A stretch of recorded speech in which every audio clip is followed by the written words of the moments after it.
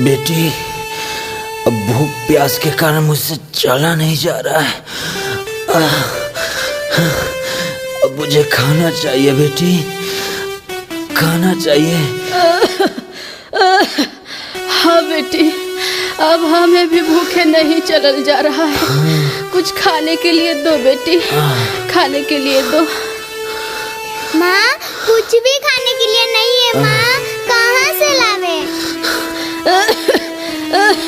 बेटी जाओ जाओ, किसी से भी मांग चांग कर लाओ बेटी, नहीं तो हम सब भूखे मर जाएंगे बेटी, भूखे मर जाएंगे। ठीक है माँ, मैं अभी खाना लेकर आती हूँ। मालिक जी, मुझे खाने के लिए कुछ दे दीजिए मालिक जी, मुझे बहुत जोरों से भूख लगी है मालिक जी। अच्छा, तुझे भूख लगी है, खाना चाहिए? हाँ मालिक जी, कई दिनों से खाना नहीं खाया मालिक जी। अरे चल जा यहाँ से, कहाँ कहाँ से सवेरे सवेरे आ जाते हैं भीख मंगे कहीं के। चल जा।